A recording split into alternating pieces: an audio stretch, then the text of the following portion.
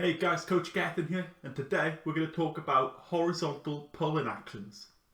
Now, horizontal pull-in actions are very important. In fact, I would say they're more important than being able to do a pull-up and a chin-up, because we already do a lot of pressing actions like press-ups, shoulder presses, bench presses, and this rotates our upper arm bone inwardly.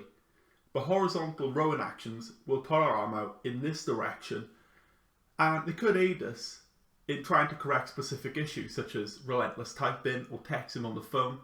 It actually helps us to open out our posture, as well as building very strong lat muscles, trapezius and rhomboids.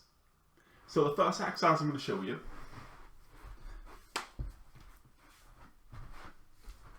is a standard single arm row. Now, you can do it with your arm on a bench or a table. But all I'm going to do is stagger my stance, hinge forward at my hip, and put my hand here as a resting place. Now, the big mistake people make, first of all, is that they pull it right up here,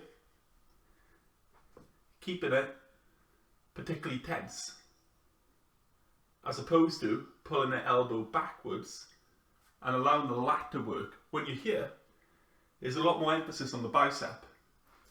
But if I pull that elbow back, like so, as if someone is pushing me in this direction, I am actually going to start using the latissimus dorsi a lot more. That's that big diamond-shaped muscle on the mid-back. So from here, pull this direction.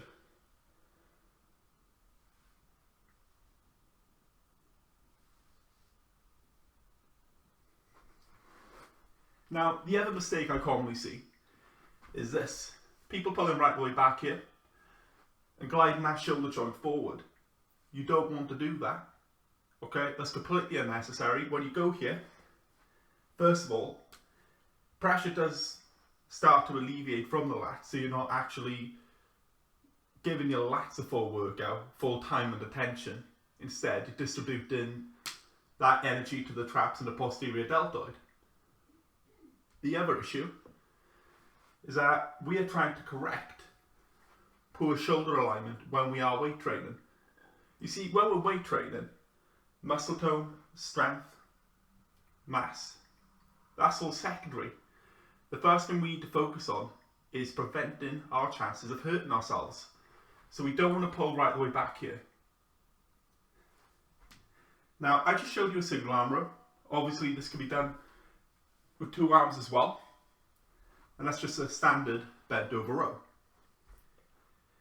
Now, what I like about the single arm row over the bent over row is that the latissimus dorsi inserts here, but comes right way down to our lower and thoracic spine, and when we are doing single arm rows, we're preventing this action, this rotatory action.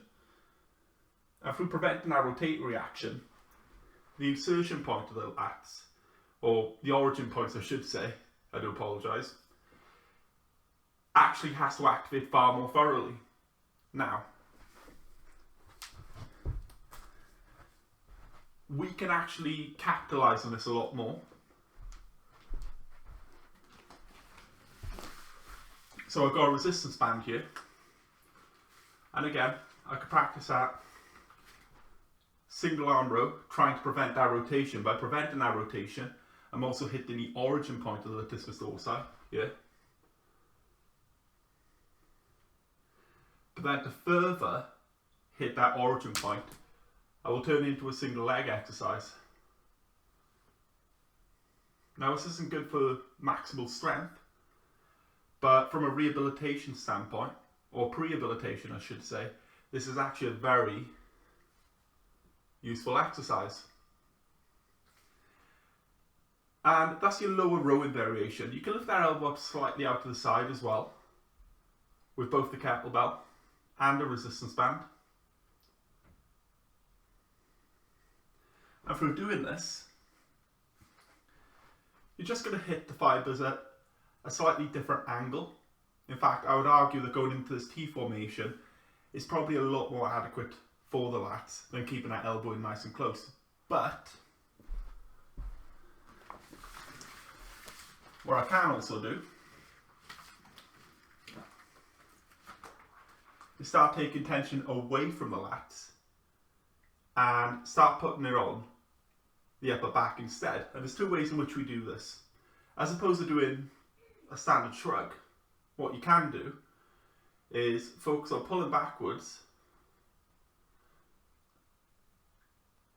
and softly bending the elbow. Here.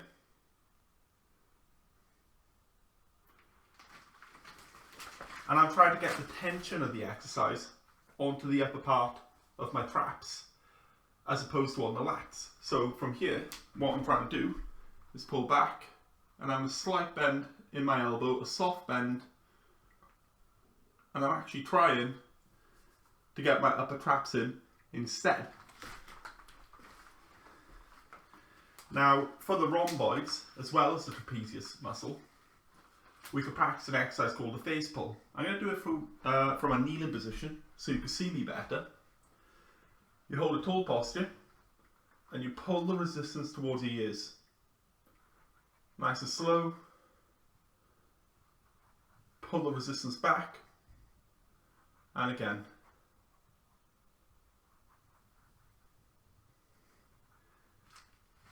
And I program the face pulling very frequently. It is the most common rowing variation that I put into my training programs. Yes, I do bent over rows, single arm rows, upper trapezius rows, but that's by far the most common rowing variation that I choose for my clients.